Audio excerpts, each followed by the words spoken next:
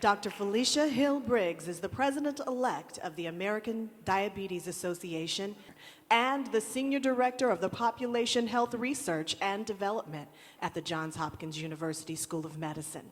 Please welcome to our stage, Dr. Felicia Hill Briggs. Well, thank you. Thank you so much, first of all, Dr. Pernessa Seal, for inviting me. I must say, I feel both honored and humbled to be here amongst so many like-minded people. We are all here on one accord with one mission. And how lucky am I that Mr. Ben Vereen came out here. Yes, to set the table, to stir the pot, to serve the soup, as we talk about diabetes today.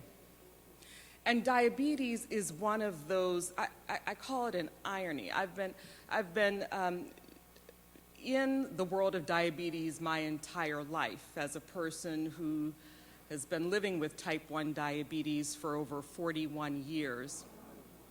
And of course, I'm a professional, a healthcare professional in diabetes, and I'm a researcher. I'm one of those clinical trialists.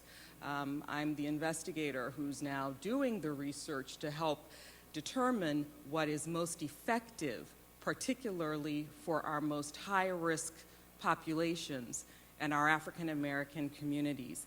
And diabetes is an irony because we know the toll that it takes.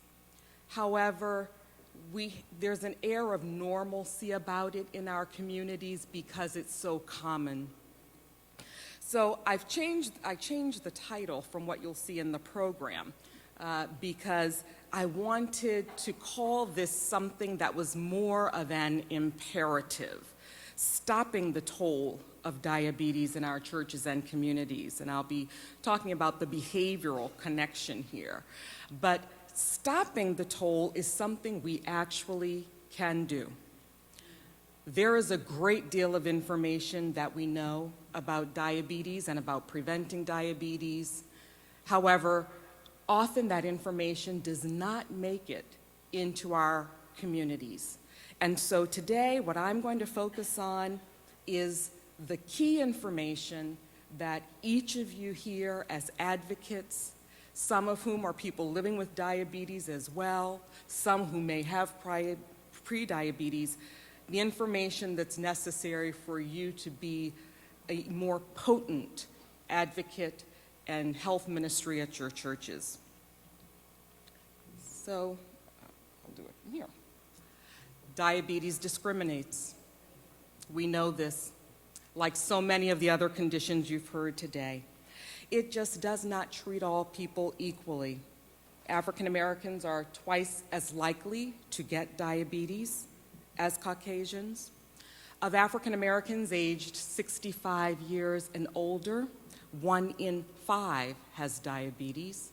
And when we look specifically at African American women who are 70 or older, 1 in 3 has diabetes. So this is that air of normalcy. It's so common. But that's not enough. To add insult to injury, once we have diabetes, we suffer greater burden from the disease. Compared to Caucasians with diabetes, we are 4 times more likely to get end-stage kidney disease requiring a transplant or dialysis. We have up to a 10 times higher rate of amputation from diabetes. We have higher rates of diabetic eye disease called retinopathy, and we are 4 times more likely to suffer vision impairment and blindness as a result of diabetic eye disease. And as you've heard about with other conditions today, we are 2 times more likely to die from diabetes. Is this necessary? Is this an imperative for us and our children? Absolutely not. Now, back in the 1980s, the healthcare profession wasn't quite sure whether or not people who had diabetes were able to improve complications or prevent complications from coming on. But then there were two major studies that were conducted, one here in the United States and one international trial in the United Kingdom, which both demonstrated that, yep, if you're able to carry out those behaviors that are critical for self-management, then you do not have to suffer all of the complications that can come with the disease. And very specifically, managing diabetes to reach an A1C or hemoglobin A1C level of 7.0 had a very protective factor. If people who had diabetes were able to get their blood sugars into a 7.0 range for their long-term control, it could prevent diabetes complications altogether. It could delay the onset of complications for several years. And in people who already had complications, particularly the complications resulting from small blood vessel disease, that's kidney disease and retinopathy, and even neuropathy, the stage or state of those complications could even be improved and sometimes reversed. So there was hope. Not just desire, wish, or belief, but hope and evidence. And so when you are now trying to hit these targets to manage your blood sugar levels and improve your health outcomes with diabetes, who carries the responsibility for this? Certainly, medical care and having the right medical care is critical. You do want to be diagnosed appropriately. You do want to be on the right medications at the right doses for your disease. And so medical care is essential. However, national studies have found that people with diabetes spend 60 minutes per year receiving health care for their diabetes, that is it, 60 minutes per year. Which is why we call diabetes. Diabetes is the prototype disease of self-management because the bulk of the condition really is in the hands of the patient, their family members, to carry out that self-management throughout the rest of the year. So that over 525,000 minutes per year that's left that you're not in your doctor's office, that's what you're doing at home. So why does behavior matter? These are various determinants of health outcomes and particularly health-related deaths in the United States. And the usual suspects are all there. You know, there's genetic predisposition and social determinants, environmental exposures, health care. Look at the percentage that is individual behavior. Let me see if I can. I'm not seeing the pointer. But notice that 40% at the bottom that's due to individual behaviors. That's a lot that we can influence. So if you think about the question of what can you do something about, what do you have the power and the ability to do in order to change your health outcomes, and this is especially true for diabetes. Let's take a look. Genetic predisposition, I mean, you can't really change the genes you were born with, your DNA. That's going to be there. And so if you have a predisposition genetically to get diabetes, that's there. You must work with that. Social circumstances, you heard the role of social determinants in health. Certainly factors such as where you live, what your income is, what your job, these are all determinants as well as your environment. And we always do what we can to influence those factors and to change those factors, but sometimes we can't directly change our income, or we can't immediately change the state of the place that we are in. Healthcare, there too, we seek the best doctors that we can, and we try, if we feel that something's not right, to say, well, maybe I need a different doctor. We go in, we ask questions. We should ask our questions to try to ensure that we are getting the best health care. But I have question marks by all of these because although we can have an influence, we do not determine each of those factors fully. We don't have full control. Behavioral patterns, however, which include what we eat, whether we exercise, how much we eat, what we bring home, how we cook what we eat, whether we smoke, as in the last discussion. Absolutely. Absolutely, we have an influence over ourselves. So, what are the behaviors that make a difference when you have diabetes? These are what we call those core self-management behaviors. And for everyone with diabetes, well, first of all, how many people here have diabetes? Who has family members with diabetes?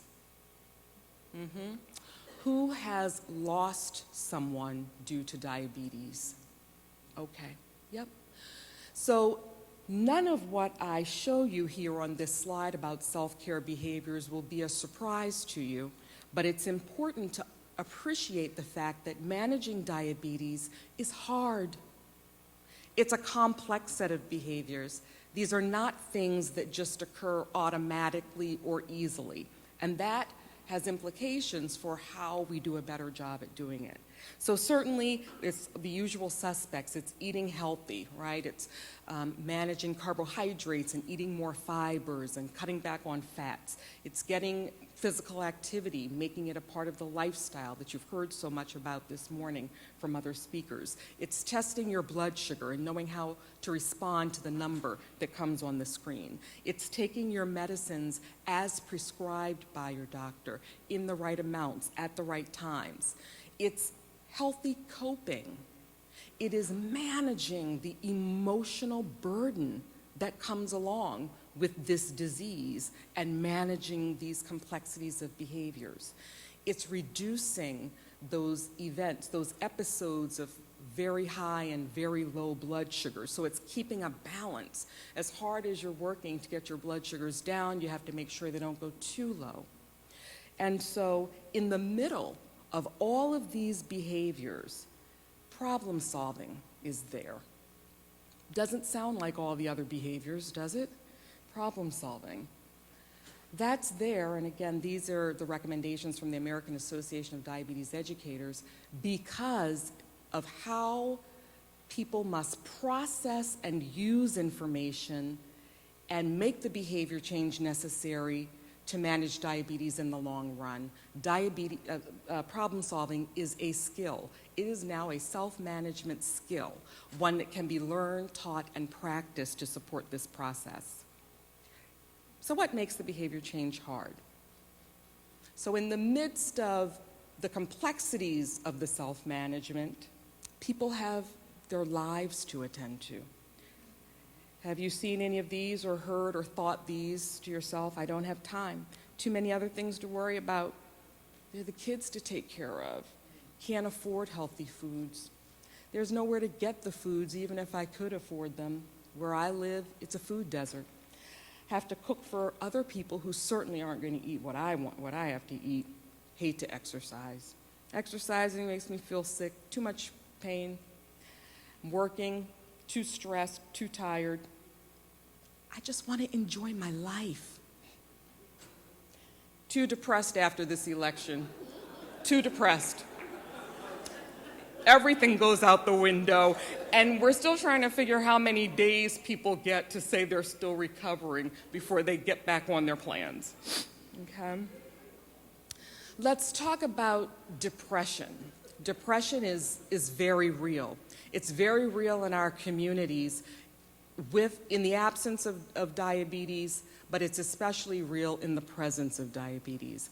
So one thing that you may not be aware of is that people who have diabetes do have higher rates of clinical depression. Not just feelings of sadness or feeling blue, but clinical depression. And interestingly, people who have depression, who have depressive disorders, have higher rates of getting diabetes. There's a bi-directional relationship, a biological relationship, a physiological relationship. And so if you're diagnosed with diabetes and you find yourself having symptoms of really not having the energy or motivation to do anything, feeling sad, tearful, crying, it may not just be something that you're going to push through. It is critical that you just talk with your doctor about depression and see if you may be clinically depressed, because in order for you to manage your diabetes, depression must be treated as well as the diabetes. So what works? What works for self-management and behavior change and for the behavioral health when people have diabetes? Because this is complex and because you're changing behavior for a lifetime, it is not a simple or one-time process of learning self-management. Others this morning have spoken about the fact that you start small, you start somewhere, and you continue, and you build up over time until this is your lifestyle. That's what it takes for diabetes. And so formal programs, being able to attend formal diabetes self-management education programs, and the American Diabetes Association is here outside and has a booth, and on the website you can find programs in your area that are recognized programs for diabetes self-management education. But knowing the information is not enough. Being able to work with your healthcare professionals, your family, and I'd say your churches on the problem solving necessary for this to fit into your life. Being able to take the time to make the adjustments that are necessary until you find the regimens that work for you. And ensuring you have allies in the fight, your family members, your friends. The talk that you've heard so far this morning about churches being a safe place. The church must be an ally in this fight, a place where you can go and know that you can eat without, for those hours, having to worry about all the counting that you have to do everywhere else. Church should be able to afford that peace of mind to you. One resource that I'll talk about is the DECIDE program. In my last 10 years of work, I've worked with the National Institutes of Health to develop and test programs specifically for high-risk communities to improve self-management. And a result of that work is what's called the DECIDE program. And there's some flyers about it that are on the table for the American Diabetes Association. All I'll say here is that it's a group-based educational program that is available and ready to be delivered in your churches. It improves A1C, blood pressure, and cholesterol, because we're not just working with one of those. And it improves healthy behaviors. It gives the type of support needed for people to work through the early learning of their diabetes self-management, incorporate lifestyle habits. I'm going to skip that. There's a video that has won a Telly Award for patient health and education videos that's a part of the DECIDE program, and I brought a few of them here. Those two are available at the ADA booth outside, and you can just pick one up. So, what about behaviors that make a difference before you have diabetes? So it's wonderful to know that we can improve outcomes when you have diabetes, but what we now know is that you don't have to get diabetes in the first place. There's a tremendous amount you can do in order to reduce your likelihood. I'm running out of time. What I'm going to do is just skip through and just make sure you all are aware of what pre-diabetes is. You've heard the term this morning. Pre-diabetes is that stage between normal blood sugars, having no diabetes at all, and actually having elevated blood sugars that are the state of diabetes itself. There is a time in between pre-diabetes, and this is when I say diabetes, I'm talking about type 2 diabetes. That pre-diabetes phase is one in which you are likely to convert to diabetes within the next 3 to 5 years. But if you intervene now, we can cut your chances of getting diabetes by over 50%. So you cut your chances in half. This is just a look at an easy screening test. Again, you can get this out at the booth too, that asks questions to let you know whether you might have pre-diabetes. Again, the goal is don't wait until you have all the symptoms of diabetes and then have the disease. Let's stop it before it ever starts. And the CDC has a national diabetes prevention program that is available. And this too is the result of a study where we were able to demonstrate here and in many countries around the world that by changing behaviors, what you eat, and getting 30 minutes of walking, just walking, you don't have to go to a gym, you don't have to do anything, you don't have to lift weights, 30 minutes of walking, you can prevent or delay the onset of diabetes. The goal is losing 7% of your current weight. And as you see, if you weigh 200 pounds, that's just losing 15 pounds and not get diabetes. So these are what the materials look like for your churches. And again, they're on the CDC website. Everything is free of charge. There's a structured way to go about delivering these programs because your health ministries will have to be taught the curriculum and how to monitor and evaluate the outcomes of the curriculum. But we're happy to partner with any churches who are interested and willing. We are part of the dissemination plan for the CDC to get this to the communities most in need. Because the prevention program has been active and in effect around the country for a few years now, for the very first time, our national statistics from the CDC do show that we, in the United States, are no longer continuing to show an upward trend in new cases of diabetes. We leveled off 2 years ago. We've had 2 years of not going up. But if you look at the African American community, we do not see that benefit. We are still going straight up because how many of you knew that there's this diabetes prevention program that you can do? So now you know. And so these are just some resources for partnering. And I plan to talk more with Dr. Seal about how we can partner more formally to ensure these resources are available to you in your churches. Thank you. Yes. Questions?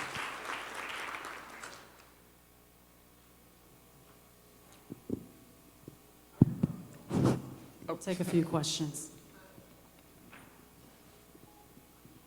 I just wanted to share very briefly my wife's journey. As a nursing student, she contracted prediabetes, and she was diagnosed pre-diabetic and given a prescription of metformin, which is what they normally give. I'm a public health professional finishing up my MPH, and so I decided to do an experiment. It was my wife. We decided not to fill the prescription, but we got a gym membership that day. And I didn't tell her she needed to go to the gym. We went to the gym. Yes. And after 3 months, when she went back to the doctor, she had to check her A1C for those 3 months, they said, keep doing what you're doing. She didn't tell the doctor she was not taking the medication.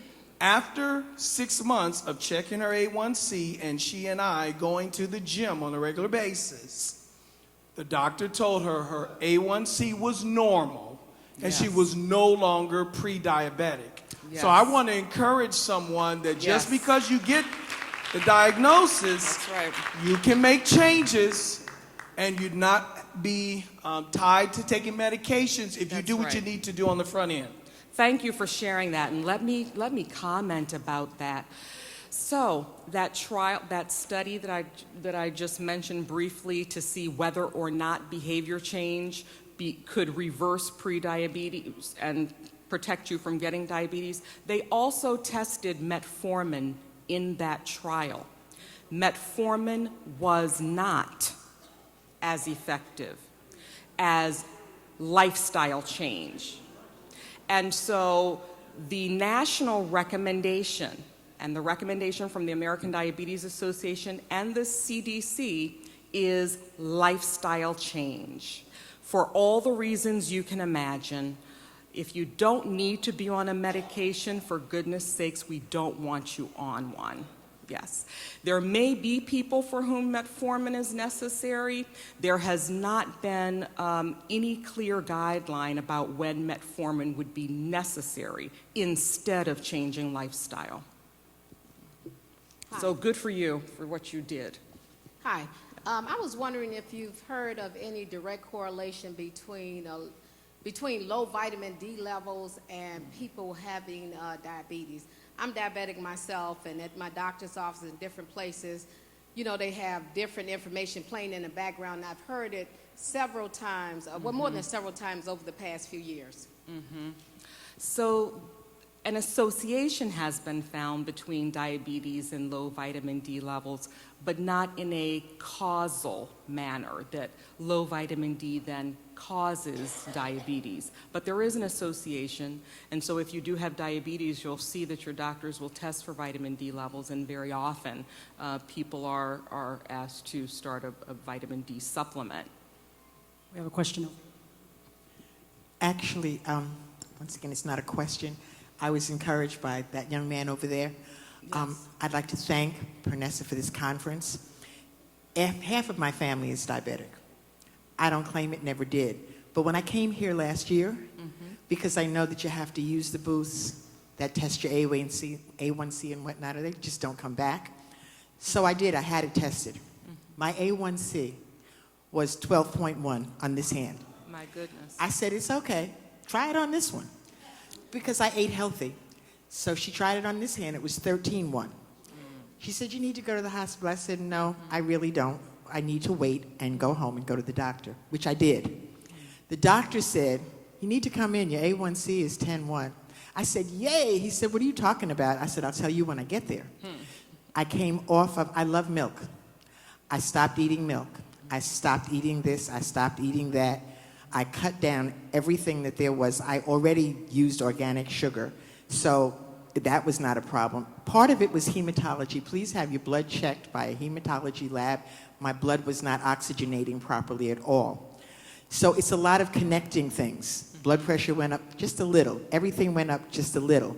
But when I changed my eating, my hemoglobin, my A1C, is under 6. They want to stay on the medication, on Glyza, 5 milligrams for a year, which I don't take on the weekends because my blood sugar will drop. So all of those things connected. If there's a booth out there, use it. It may trigger something that you might be able to correct. I'm as healthy as an ox, and I really am. I eat healthy. I always did, but some things we're not aware of. There are some little things that will spike your sugar. Absolutely. And you need to check it. This is the place to check it. And many people aren't aware, for example, in terms of those hidden sugars, that dairy products in the body just will act as a sugar in diabetes. We're going to take 2 more questions after this one. Hi, Marcia Martin, and I'm on that same pre-diabetes journey. And I'm pleased to say that I went from a 6.7 to 6.4, but you know, I'm continuing on that journey. The question I have, though, is about the relationship that cinnamon has to this conversation, because there's products out in the market, some of them even called Sensulin or things like that, and I'm just curious if you know anything about some of the supplements that are, you know, offered out there related to helping you change your diet, manage your health and well-being. The other thing I was going to ask you is if you would share a little bit about the differences between type 1 and type 2. Okay. So I'll start with the cinnamon, other herbs or herbal remedies. I'm sure many of you have heard of many herbs, and there are commercials that come on late at night. And when I'm in Trinidad visiting my in-laws, I see all the herbal remedies specifically for diabetes. And so one of the challenges with herbs and herbal remedies is that they have not yet undergone the type of study that's needed to know whether or not they help and whether or not they help all people. And so you certainly can find people who will swear by something they did or something they took. However, certainly for us in the healthcare profession, unless we can prove that that did in fact lower blood sugar, lower blood pressure, that there were not other factors, if there's no evidence, we can't recommend or support it. And so I think what you'll hear uniformly coming from your healthcare providers is we don't have the evidence to say cinnamon in this amount, this number of grams taken at 2 a.m. and then 6:15 p.m., if you're not going to eat something with ginger in it, then lowers blood sugar. We don't have the dose, the timing, or any evidence of what it does, by way of lowering. Yeah. But cinnamon, certainly, there's also no evidence that it harms you. And so you'll see, for example, in the nutritional guidelines for diabetes through the American Association of Diabetes Educators and ADA, it says you can feel free, of course, to use spices that are natural. Cinnamon is a natural spice. If you want to add that as a spice to something, it doesn't harm you, but not for the treatment of diabetes. She also wanted you to differentiate between diabetes 1 and 2. Type 1 and type 2. And so it used to be that type 1 was called juvenile onset diabetes and type 2 was called adult onset.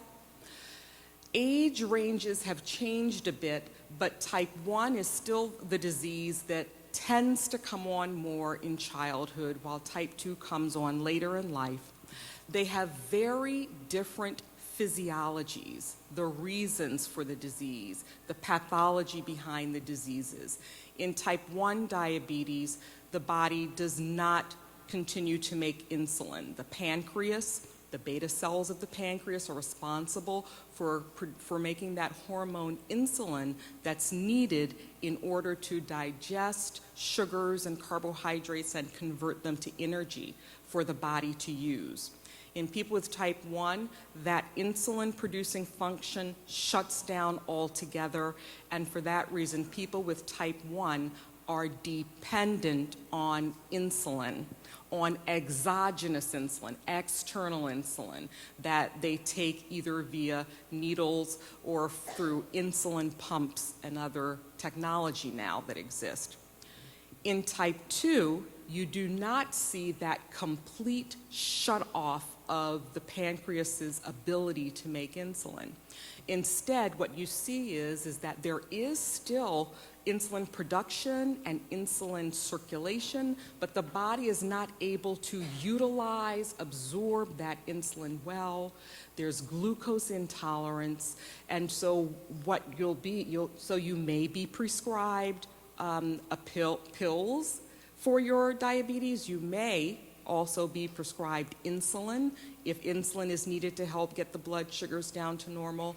And the practice guidelines still recommend for type 2 diabetes that even before starting on any medication, people try altering their nutrition and their physical activity.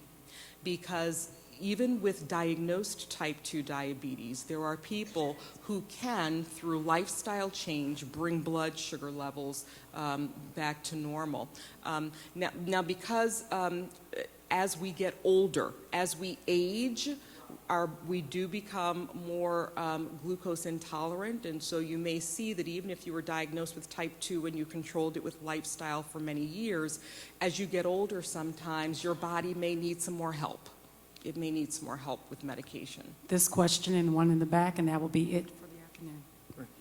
Kenneth Poole, internal medicine physician at Mayo Clinic and Mayo Clinic School of Medicine.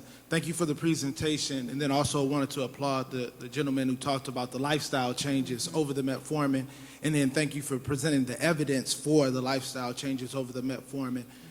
One thing that I just wanted to add in, though, is as a physician, it's extremely important to make sure that we communicate with the physician everything that we do or don't do. Because even though you see some success stories, like was what was presented here, a lot of times we see stories that don't go as well. And so that line of communication needs to be there. If it is not, and if you don't feel comfortable having that type of discussion, that means you need a different physician. Yeah. All right, and so I wanted to stress that. And then I also wanted to say that African Americans just generally tend to have lower levels of vitamin D, and that's not necessarily any type of relationship regarding vitamin D and diabetes. Thanks. Thank you. And our last question or comment. Thank you. My name is Lonnie Cowan, and I'm with the Chronic Pain Support Group of Central Kentucky and with Faith Ministries. My question is, I was attending a conference with Baptist Health in Lexington, and it was a conference on diabetes. And we asked the question, what would individuals do that is if a fixed income and really cannot afford eating healthy? And I know eating healthy is the most important to control diabetes. And I want to know, how would you answer that question? Because some people is on fixed incomes and they just can't afford to eat healthy. And one of the conference members, the director, said, well, just go to God's Pantry and get the sodium and the sugar. I said, that's not going to work. Right. So what did you advise? Yep. And that's such a common barrier. And so I think the question is, what does it mean to eat healthier?